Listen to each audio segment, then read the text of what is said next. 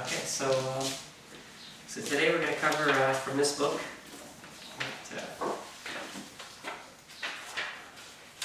lessons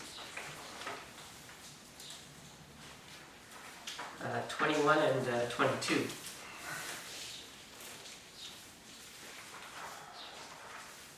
Starts off the discussion of the brain, again, anatomy and physiology, endocrine system, nervous system. More details about the chakras. Again, we've gone over the main points from my point of view. Again, just more details. Again, if anyone's interested, this book in 21 they do Manipura Chakra. So we did Manipura Chakra last month. Right? Again, similar practices. Again, shorter than what's in there. That one is more complete. Asanas, Sirasana. So that's the headstand. Okay. So has anyone ever done a headstand before? When I was young. When you were young? Yeah. Same here. You've done it when you were young too? But mostly near the wall. On near the wall. Yeah. Okay. On my own, it was difficult to connect. Yeah. So so the main thing with doing a headstand is to to have no fear of falling, right? So the way to have no fear of falling is to actually practice falling. So if you practice falling, and you realize that okay, I can fall without getting hurt, then then the headstand is actually very easy to do. Without any fear of falling, then you can do a headstand very easily. So the first thing you do, again, is so the way I fall out of a headstand. So when you fall this way, where your feet are, you can put your feet down and land okay. And see, the problem is if you fall the other way, and you can like land flat on your back and hurt yourself quite badly, right? Okay. Especially if you panic, you twist your neck, and all kinds of things can happen. People have injured themselves, quite a lot trying to do a headstand. But basically, again, it talks about it in this book as well. You kind of when you start to fall, you kind of have to let your body go completely loose and relaxed, right? Don't stiffen it. If you stiffen it, that's when you hurt yourself, actually, and you panic. So it says, fall like a sack of potatoes, right?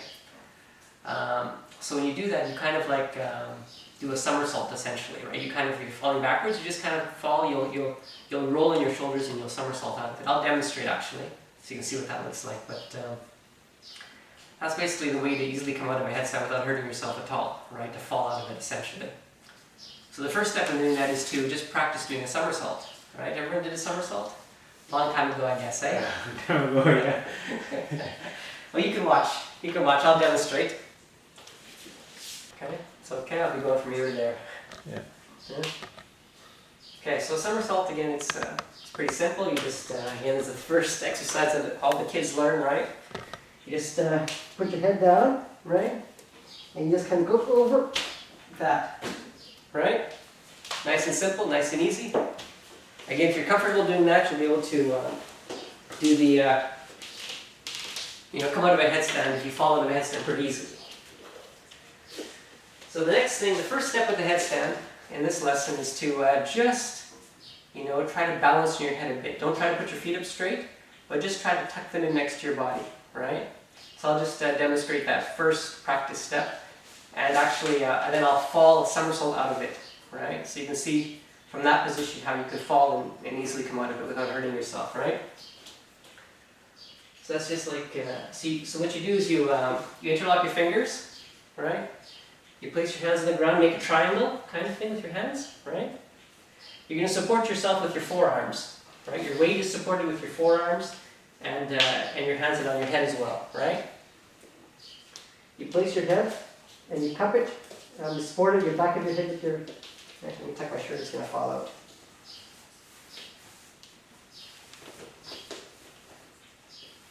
Okay, so interlock your fingers, make your hands in a triangle, put your head on the ground. You don't want your glasses getting in the way or anything like that, so you can take them off. Okay, and then you come up on your toes.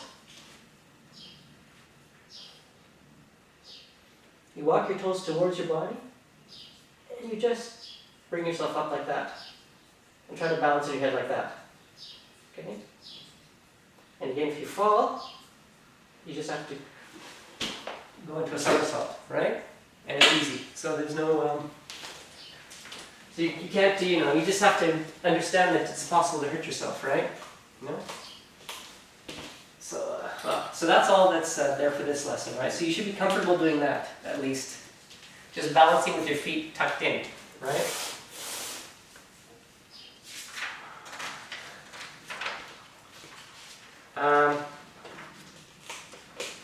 Meditation, they talk about, I think you guys giving it a try?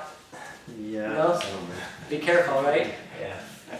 No? I've not done it for a long time. It seems difficult doing it, then I was thinking it will be yeah.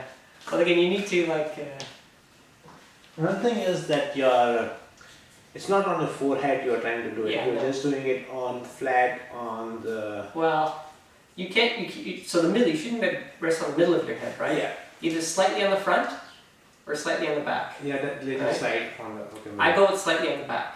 Yeah, that's what I saw. Yeah. Yeah. I have done it slightly in front. It's not.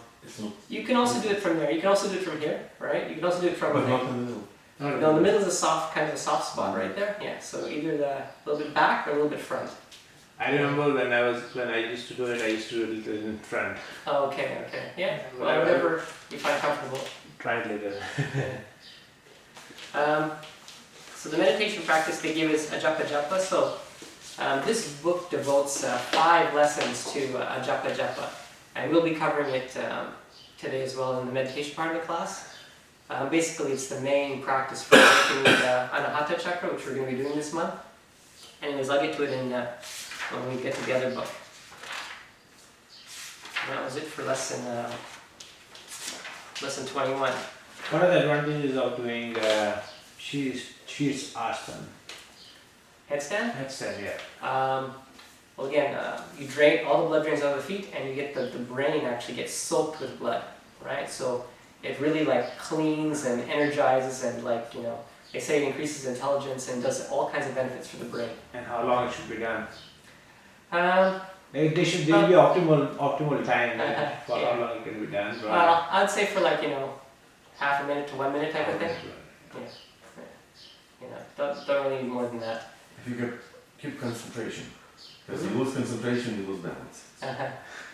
Yeah. That's it. Well, yeah, I suppose. Again, once you're easy at it, I mean, you don't have to. There's so many things we do without concentrating. Actually, right? We're doing, So if you practice headstand enough, you'll do it without even thinking about it, right? Just with practice, right? It becomes just natural and automatic. So they talk more about, Ida, Pingala, and Sushumna.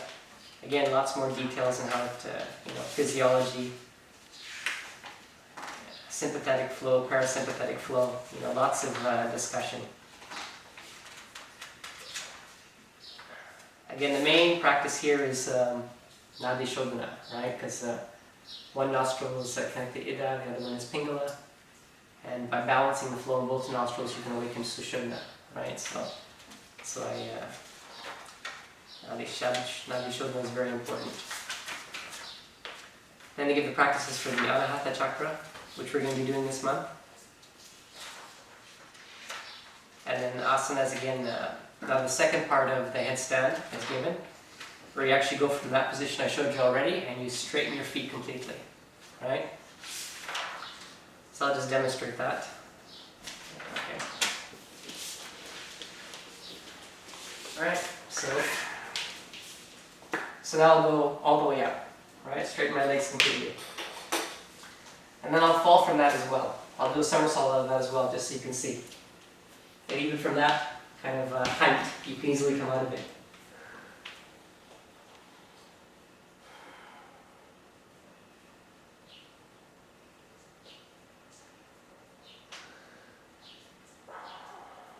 So again, you go up nice, slow, with lots of control. And you gradually straighten your legs all the way up.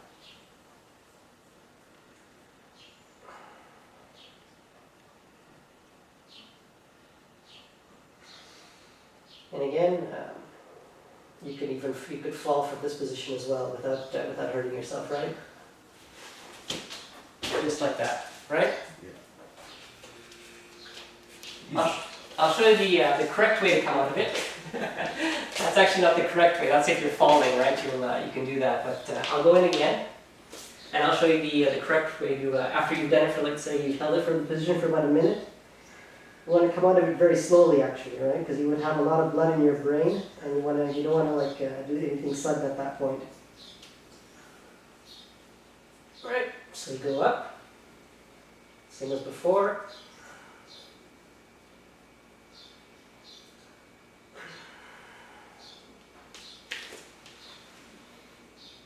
Now you hold the final pose for, like I said, about 30 seconds or a minute. And then you come out the same way you went into it. Just slowly bend your legs, maintaining balance all the way through.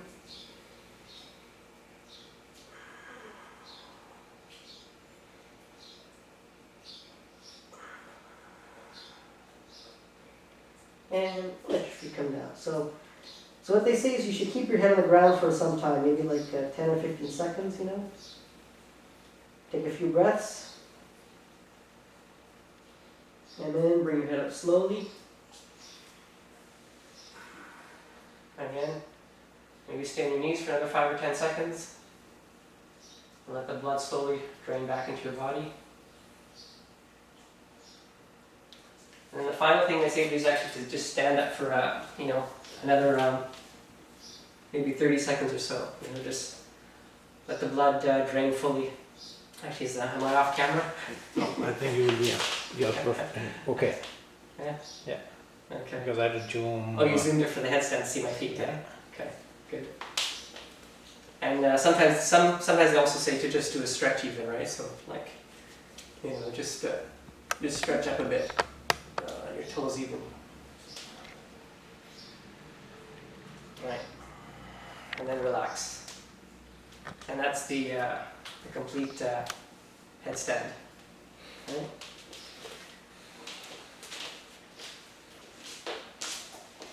So, any other questions about headstand? No? Only practice, probably. Yeah. Again, if you do all the asanas, this one kind of comes naturally, right? Like if you do practice shoulder stand, and all of the other, like Surya Namaskara, all the other practices, this will be easy, right? So after that, pranayama. So this month we do the final pranayama practice, actually, right? So first of all, at the end of the beginning practices, we achieve the final breathing ratio, which is 1, 8, 6, 2, right? Inhale 1, hold for 8, exhale 6, hold out for 2, right? Then inhale again 1, 8 again, 6 and 2, right? Left nostril and then right nostril, then right nostril, then left nostril.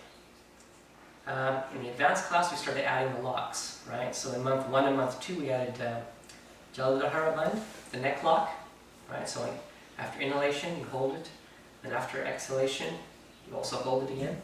What's the benefit of locking it? If you make sure that you are not, no air is escaping and you're holding your breath, what's the benefit of making your neck go down and then That's right. Well, the locking it? spiritual energy is also flowing as well, right? Okay. Kind of irrespective of the actual breath itself, right? Oh, that means spiritual energy requires the lock. That's right. And Yes. doesn't require any space to go out. That's right. Okay. Yeah. And the other one is the Mula Bandh, right? So in month 3 and month 4, we did Mula Bandh. Again, after inhalation, you do Jaladhara Bandh and Mula Bandh, right? Perineum lock, or cervix lock in women, right? Again, after inhalation and after exhalation. Last month, I introduced Uddiyana Bandh, the abdominal lock, right? So now we're going to add the abdominal lock after exhalation. So you finish exhaling completely. You hold the breath out for, if you're doing, 4 seconds is your 1 interval. So for an interval of 2, which would be 8 seconds. So for 8 seconds, you hold the breath out. You do Jaladhara Bandh, Uddiyana Bandh, and Mula Bandh, all 3 of them, All three are together known as Mahabandh, a great lock, right? And you do it every cycle. Every cycle, yes. Yeah. So every cycle you do all three locks, right? So, so again, you can watch. I'll do like, you know, one round for demonstration purposes. I'll take my, so you can see what it looks like. Take my shirt off. Again, you do it in Siddhasana, right? So, Siddhasana.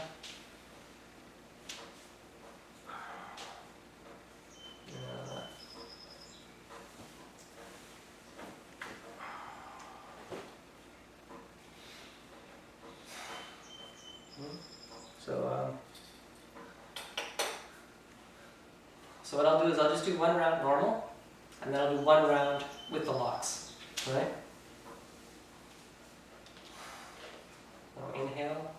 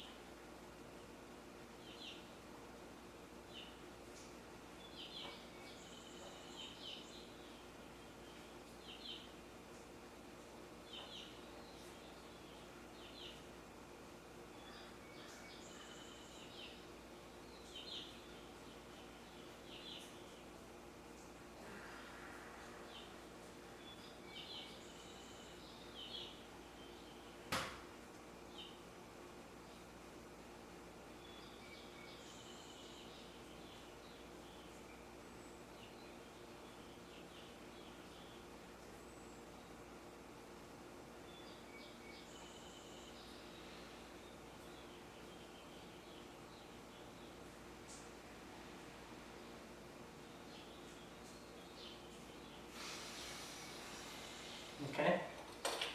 And the locks were done like when you inhale, you are doing all the locks, or when you exhale also? I thought it looked like you did locks when No, it's during the breath retention only, right? only a breath. Yeah. Mm-hmm.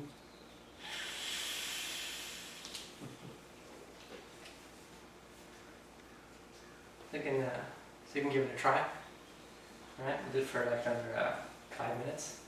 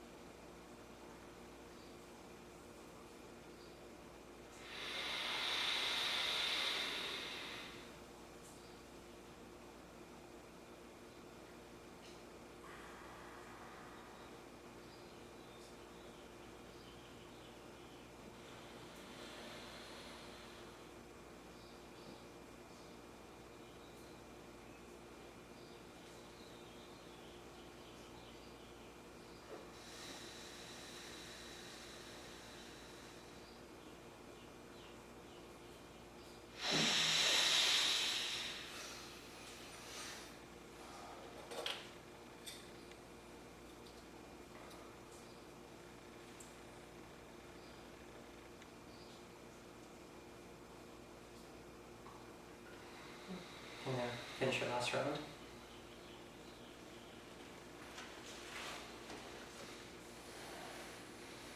Okay. So once again, japa as discussed. Which we're going to get to now. So that's it for lessons 21 and 22. Now I'll switch to the other book.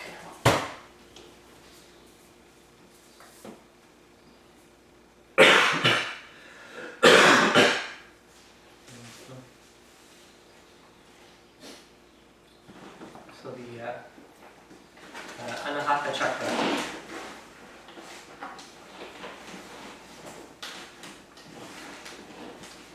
So this is the heart chakra. It's located in the center of the chest, right here. And this is when spiritual practice starts to get interesting. So most people are familiar with the attributes of the lower chakras, right? Looking to satisfy our physical needs, our emotional needs, our desires, our cravings, And then Manipura, you start to do more spiritual pursuits, right? Building a life for yourself, having a family, creating things and building things as opposed to just, fulfilling your, desires, right? At Anahata, Anahata is associated mainly with love, right? You start to understand love in Manipura, but then Anahata is where it really becomes, you achieve like almost full knowledge of what love really means, right? And the other aspect of Anahata is what he says, fate versus free will, right? So what that means, so fate is when things happen in your life that you feel is out of your control, right? If you feel that your life is, you're not running your life is running you. That's kind of what fate is, where you're driven by your, what's happening is based on your past karmas, your samskaras, your vasanas. Those things that are kind of, the baggage you're carrying with you, right? Everything is kind of like, that happens in your life as a result of that, right? Free will is actually where you actually have full control, right? So again, they have a good example. I'll just tell you the story. Like,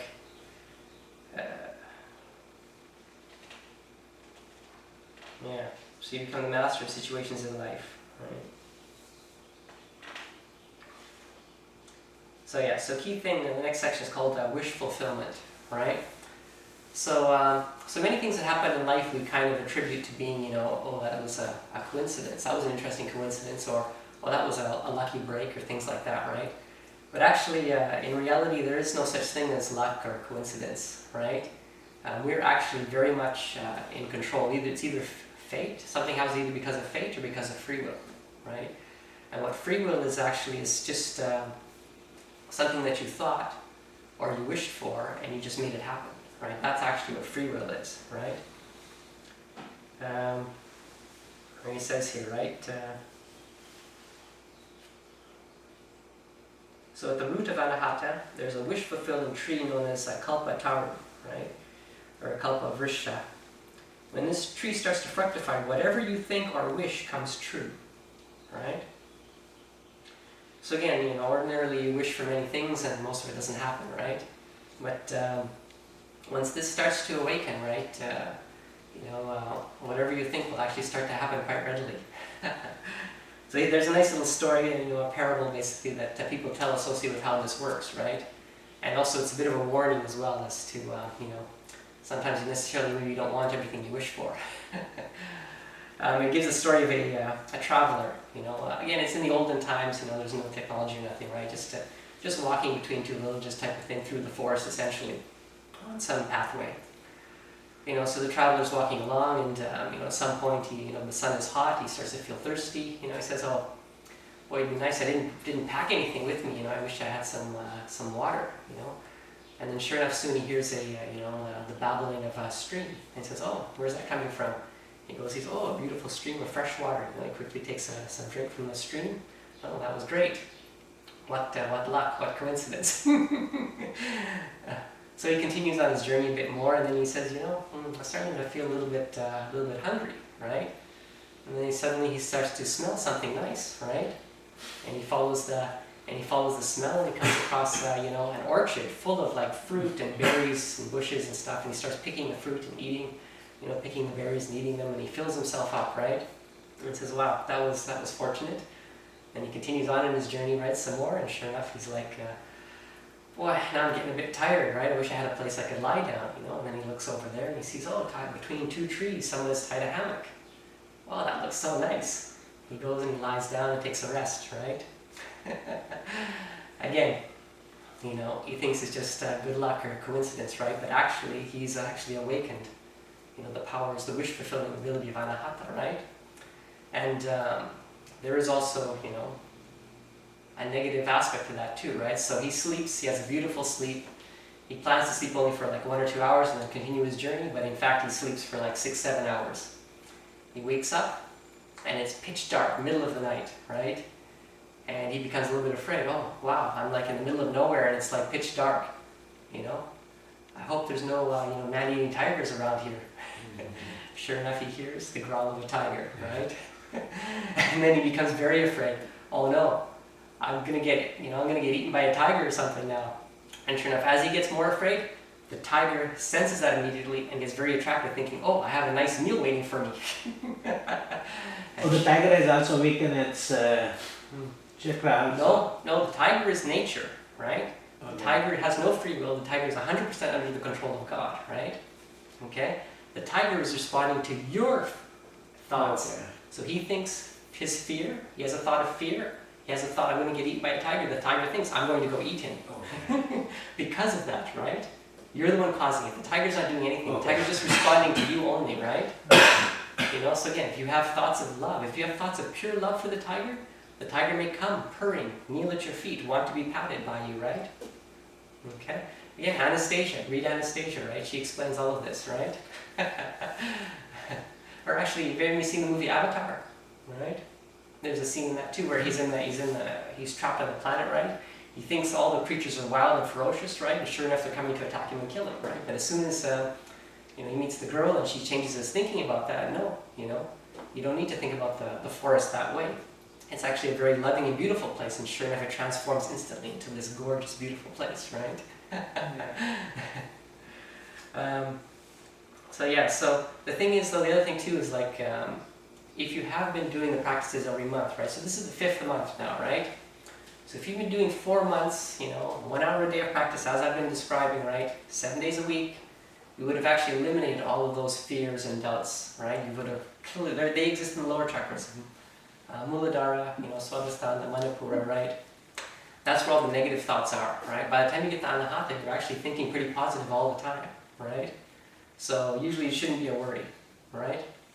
Again, you'll know, and plus, it's a very gradual process, right? To start off with, just start to realize that there's no luck, there's no coincidence, right? Everything, you're in control of everything, right? And again, he says, he gives a lot of other things he talks about, right? So another good thing people think about too, right, is, you have like a few, some palpitations in your heart, and you immediately start thinking, that, oh, I'm getting angina pectoris, right? Or I'm getting like, you have like a pain in your, abdomen. It says, oh no, I got appendicitis now or something, right? You just make these things happen to yourself, right? It's all nothing, right? Nothing to worry about at all, right? You have to have that doubt, right? Stuff like he says, oh, I think that guy doesn't like me. And sure enough, you just have that thought, and of course he's not going to like you, right? Some people have got some negative thing. If you think that, oh, something will not go right, it goes right. That means they feel that by thinking negative, they're getting positive. Why is that? Well, again, it's because of fate then, right? Yeah, basically they're thinking, oh, it will be negative, then it happens positive. Yes. And if they think, oh, this today will be a very great day, and then it happens the other way. Yeah. That means the psychology is negative, and to think negative, it will happen positive. Yeah. It's Well- just like, is that the free will thinking No, negatively or that's actually fate, right? fate, negative fate? Well, that means that if you think something the opposite happens, Yeah. that means it was because of fate. Your will had no influence on it, right? Okay. You tried to use your will was very weak, you haven't awakened Anahata, right? It has no effect. But it is like having, like you all, like negative is happening. Mm-hmm. But you That's think, right. oh, if I think positive will happen, then I don't do well. And if I think negative, oh, I have to be careful with that guy, and then things happen positively. Mm. It's just like, it's the psychology of some people. This is like, Yeah. I know somebody who thinks that way. Yeah, yeah. Like, if I be very confident, then I will do bad. If I will be very cautious and think I will not do good, then I do well. Mm. Like, Well, again, it gets very into a lot of subtleties, right? it's just He may be thinking, right? So again, he gives that example as well, right? So you can say on one hand, I'm well, right? But inside, in your deep emotion, you said, I'm sick, right? It's coming from your deep emotion, but on the surface, you're saying, I'm well, right? So on the surface, he may be saying, it's going to go wrong, I better be careful, but inside he's saying, I'm being careful, and it's going to go right. right, yeah. Okay? Probably that, yeah, exactly. Right. It's what's inside that rules. And what you say on the surface has no effect, but what's actually what's your deep emotional feeling What about you that think thing, really is. that's what's going to happen, right? That makes it, yeah. Right? So you have to be careful about that as well, right? So what's your deep emotions are about that specific thing, that's what's going to happen. Right? So whatever you say is just whatever you say, right? Doesn't have much impact. It's what you feel that really has the power, right? You don't have as much control over your emotion or what you feel. You can convince yourself of things, but your inside Well, emotion you'll see. is You'll your see. nature. You'll see. So, for example, I used to have all kind of. I've seen in myself. I've seen in other people completely transform their emotions. Right? Completely transform your emotions. Right? My emotions, what they are today, are completely. They bear no resemblance to what they were, 10 years ago. Right?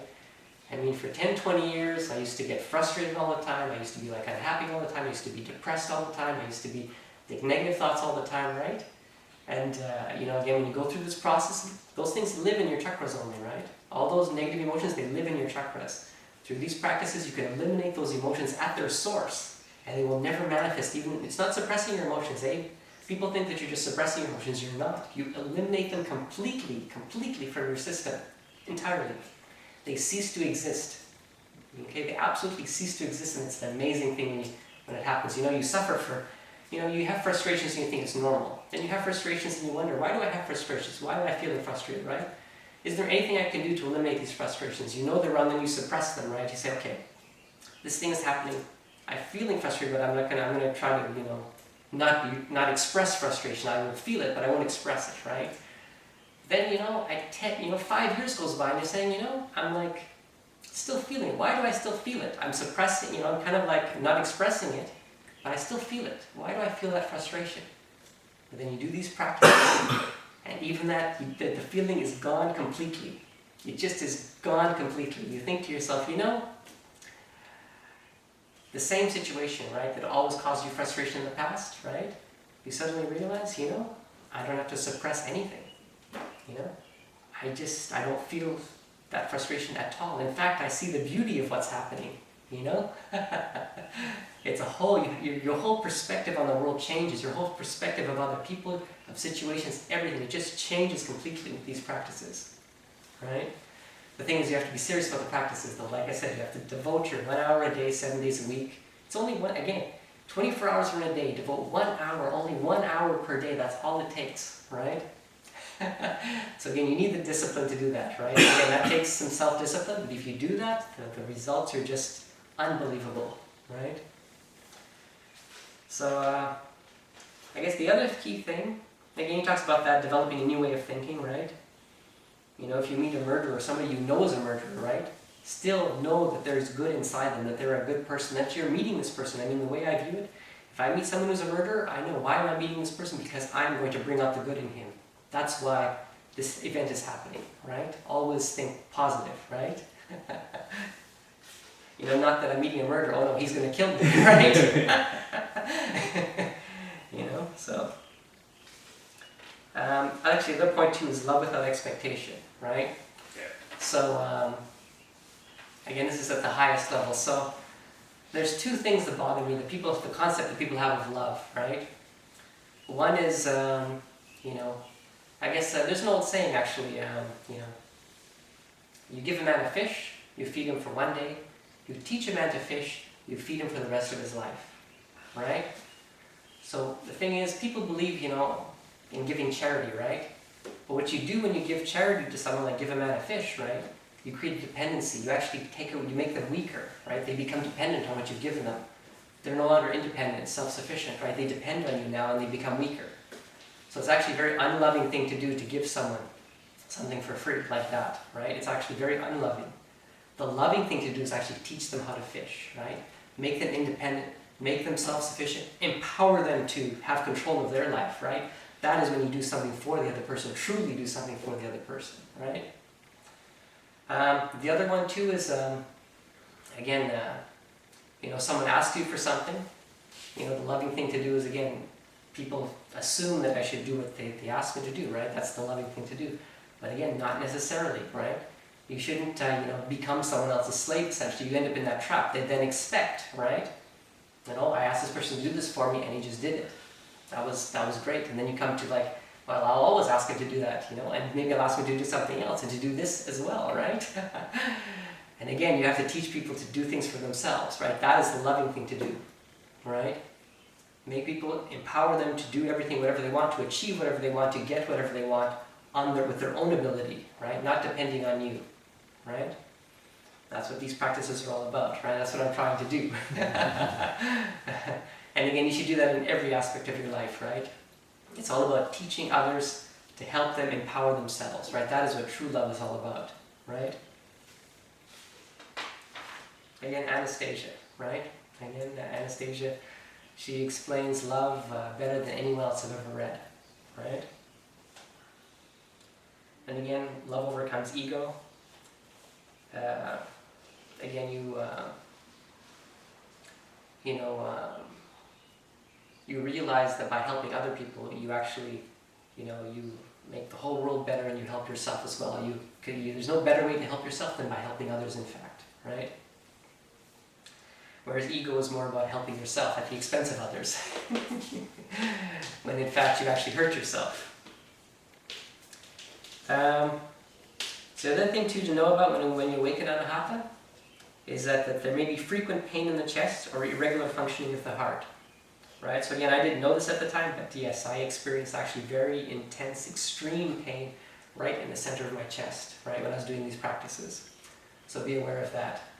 Actually, I received an email the other day from somebody else telling me that they had a similar experience. And when I read it here too, it must be like a fairly common experience actually. You know, a frequent pain in the chest while the chakra is awakening. Right? The other chakras don't do this. The other chakras are just fine. There'll be a very, you know, tingling or very some kind of other sensation.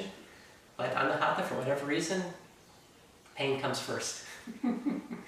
So just be aware of that. And know this, again, nothing to worry about. Perfectly normal, natural, part of the process, right? And you'll feel healthy, right? It says too, you won't feel sick, you'll feel healthy actually. You'll have lots of energy and you'll feel good. So now the actual practices. So again, they're very similar to what we've been doing all along. The first practice is just to get familiar with the location. So again, it's here. The Shastram is on the center of the chest, right? And the chakra is on the back. So again, you look in a mirror. Again, like I said before, you just get a mirror. Put your finger here. You look in the mirror, and then you line up where to press on the button on your back to where the same spot is, right? Okay. And then so you just press, right? So again, it's 1 minute. You press for 1 minute as hard as you can. You close your eyes. You concentrate on that. Right, so do your back first, right? Usually I do the back first. Press there for 1 minute. So you develop some kind of sensation there. And then take your hand away and then just concentrate for a minute on that spot.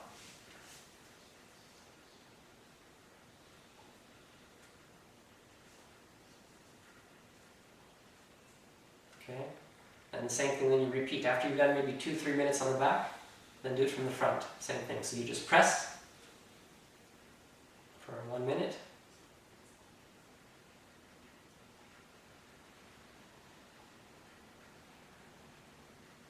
And then take it away, and then continue to concentrate on that spot. Feel the pressure at that spot.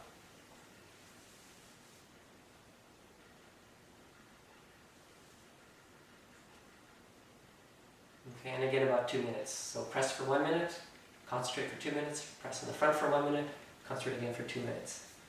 That's where there is a little bit of the breastplate, it forms a V-shaped.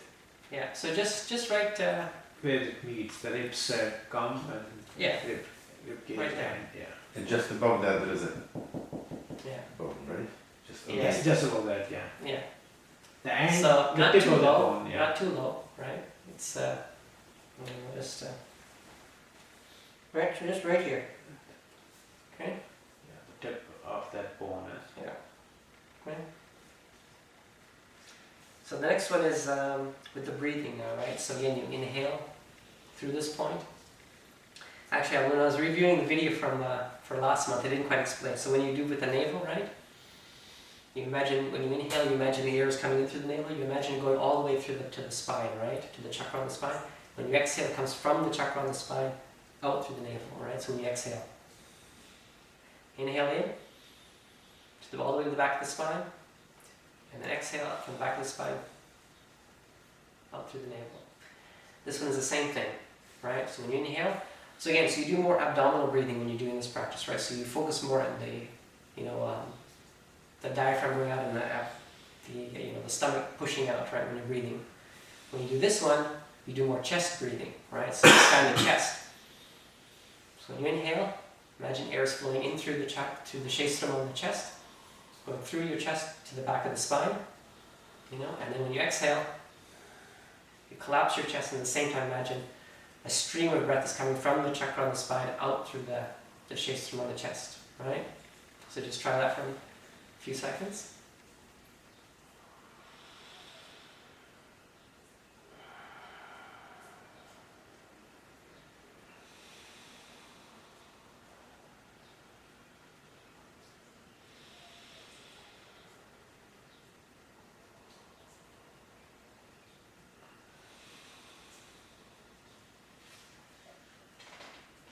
I'm going to do that practice for about 5 minutes. So the first one about 5 minutes, this one for about 5 minutes. The next one is Brahmari Pranayama, the humming bee breath. Right? So this one is just, you actually, so if you just hum, right? Just a very soft humming.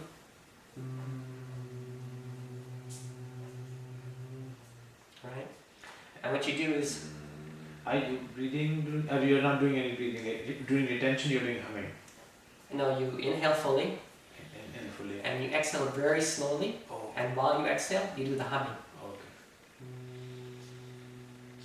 Like exhale through your nose very slowly with the humming. Is that the same sound as at the end of Yes, yeah. That same sound is used in many things. We'll do actually, Japa uses the same sound as well, right?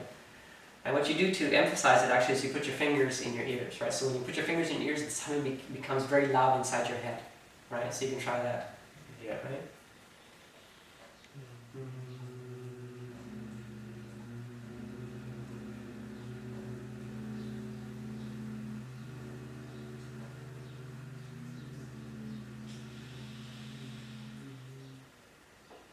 Right? Becomes very loud in your head, right? That's it. Yeah. So that's so you just do that again for about 5 minutes, right? And humming, like when you breathe out, Mm. breathe out as slowly as you do regularly, and then do humming, or do you do a little slower than what you do generally? Well, whatever breathing is required to achieve the very slow humming notes, right? Right. So that's pretty much the humming bee breath, Brahmari. Again, you do that for about 5 minutes, right? So the next one is Ajapa Japa, right? This is what this book talks a lot about, right? It's a pretty simple practice. You focus on the breathing, and the mantra is So Hum. I don't know if you heard that mantra before. So Hum, yeah. Again, basically, the sound of inhalation is So, and the sound of exhalation is Hum. Again, it's mostly the O sound, right? So when you inhale, so you kind of hear it. You imagine So when you inhale, and when you exhale, you imagine again the humming, the same humming, when you exhale. Okay. So again, you just try to coordinate that mantra with the breathing, right? So you're breathing only through your nose.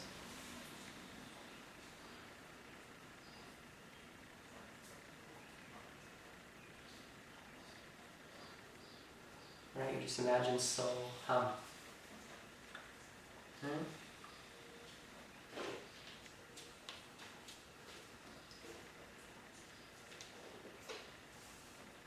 Okay, now you bring your concentration to, so there's a psychic passageway that comes through the front of your body, right? So Ajapa Japa, you move the energy from your, again we did this last month, a bit moving in this area, right? For awakening Manipura, right? We were bringing the energy up and meeting it at Manipura. This time we're going to take the energy up between the Adamsapna, the Vishuddhi chakra, and through Anahata until the navel of Manipura. So up, when we inhale, let me just make sure you got the direction right.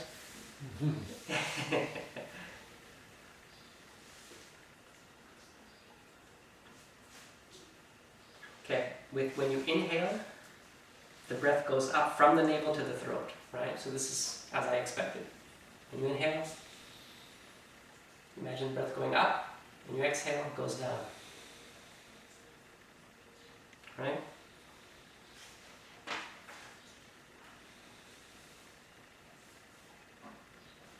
So again, those are just basically, then you just do the rounds, right? So do at least like 11 breaths, so inhale once, exhale, 1 round.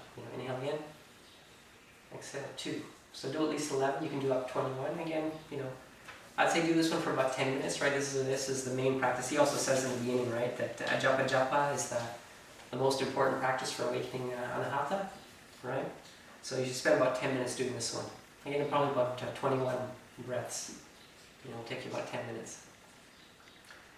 And again, you synchronize the mantra. So from the navel, you So Hum.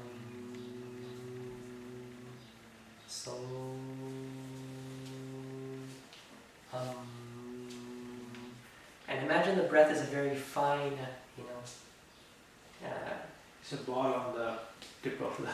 It's a fine sliver that's traveling here, a fine sliver of energy basically that's traveling here, up and traveling down, just along the front of your body. You imagine actually that there's something, actually traveling, as you breathe in, and it's traveling up, and that's traveling back down again when you exhale. So it's not along the back. It's not along the. No, this is along the front of the body, along the surface of the body, along the front and the surface of the body, right? Another thing is that, so do you say, or you just mentally, yeah. So, I was doing it loud just so you can hear what it sounds like, but that's what you just imagine that in your mind, right? When you inhale, and exhale.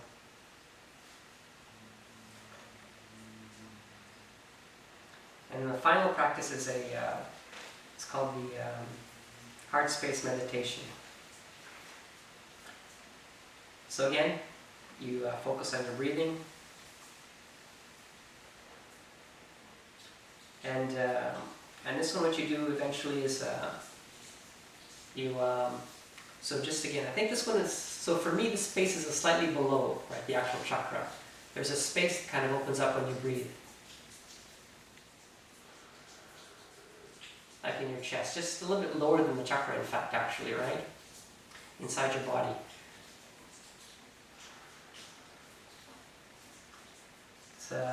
It's the space the diaphragm moves in, right? So again, it's where your diaphragm is down lower, right? So when you exhale, your diaphragm goes up. When you inhale, It comes down. So it's down where closer to the diaphragm, this spot, right, this area.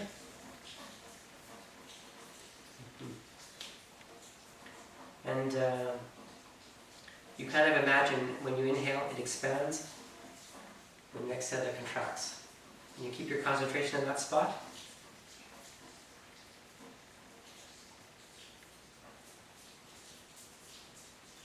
And again, do that for about 5 minutes. And he says, and what he says here that you'll eventually have a psychic experience, right? Some kind of, you'll have a vision, right? He says that what will naturally appear is a lake and a blue lotus, right? So personally, I haven't experienced this myself. Again, I spent most of my time doing the japa japa because I was actually following this book. So I didn't spend much time doing this particular meditation. But like I said, I did awaken the chakra with the pain, and then it does transform. The pain actually disappears after a while. You get a tingling feeling is what I experienced, right? I didn't go to the point where I actually had any kind of vision as such, right? But he says if you meditate on this space, just where the diaphragm moves, inside yourself, you'll get a vision of a lake with a blue lotus, eventually. So anyways, you can let me know if you experience that.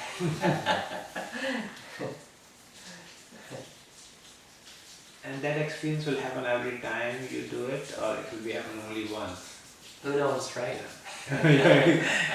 What does the book says anything about it, or you will experience after it is a weekend, or after it is a exactly. weekend? You have to practice for some time, right? Yeah. Like basically, perhaps if you do it for a month, right? You're supposed to do these practices for a month. So if you do this practice every day for a month, let's see how much time he says to do this one for. Yeah, he doesn't say how much time really, but it's a fairly lengthy description, right? So I'm guessing probably at least 10 minutes as well. He'd expect you to do this for 10 minutes every day. And at the end of 30 days, you might have an experience of a lake and a lotus, right? He says to, again, after you have that experience, you have to still come out of it somehow, right? So he says what you should do is bring your awareness back to, instead of focusing awareness, now you bring it back up to the breath flowing in the throat area, right? Actually, here he says, practice for 5 or 10 minutes, right? And then he says, chant Om 3 times when you're done. Do this. Om, and then 1, and then 2, and then 3, and then you're done. Right? Open your eyes when you're finished. So it's all in your mind. Even the exhale, you don't. Yeah, you don't say anything though. Just internally, you just mentally repeat. Yeah. Saying hum is easy, like you can make noise while having so. While I was thinking that you to open your mouth to say so. That's why you do it mentally. Really. No, if you're doing mentally, then it's okay. Yeah. But saying so, you to open your mouth. If you're not doing it mentally, hum you can don't have to open the mouth, but still the noise is there. Yeah, it's a humming. It's a humming that you do very easily. Yeah.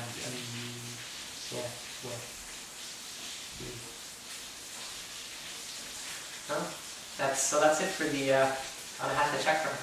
Any questions? Okay, so I'll see you next month. Yes.